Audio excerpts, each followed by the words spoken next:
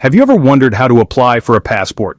Perhaps you're gearing up for an international adventure, or maybe you're just keen on having that extra form of identification in your pocket.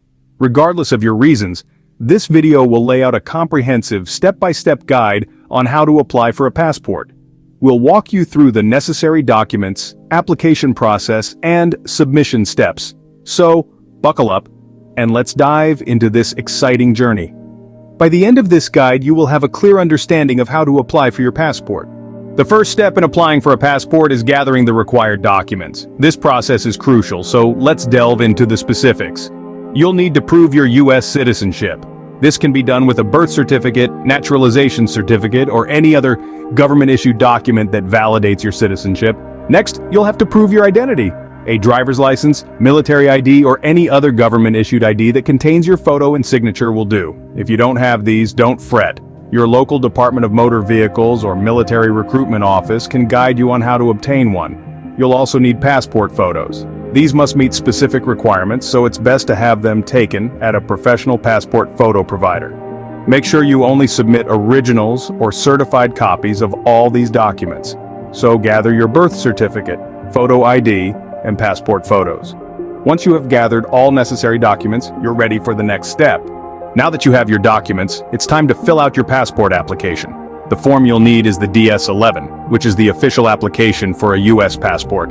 You can get the form online or pick it up from a passport agency. Let's dive into the details you'll need to provide. You'll have to fill in your full legal name as it appears on your identification documents.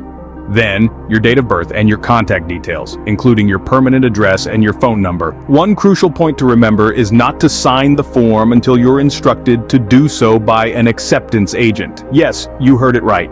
The DS-11 form must be signed in the presence of an agent, not before. With all this information in place and a carefully filled out DS-11 form, you're almost there. The final step is submitting your application. Now that you've gathered all your necessary documents and filled out your DS-11 form, it's time to bring it all together. You'll need to submit your application at a designated passport agency or an authorized acceptance facility. These places can often be found in post offices, public libraries, or county and municipal offices. When you go to submit your application, don't forget to bring along your unsigned DS-11 form, proof of U.S. citizenship, proof of identity, and passport photos. Let's talk about fees. The cost associated with applying for a passport can vary, so it's best to check the current rates on the U.S. Department of State's website. They accept different forms of payment, including checks, money orders, and sometimes credit or debit cards. And there you have it, you're all set. Congratulations! You have successfully submitted your passport application. Let's quickly recap what we've covered. First, we discussed the importance of gathering the necessary documents, from your birth certificate to your ID. Once you've got those in hand, you're ready to tackle the DS-11 form, the passport application. We walked through each section, ensuring you know exactly what to fill in. Finally, we covered how to submit your application, either in person or by mail. Remember, the world is just a passport application away.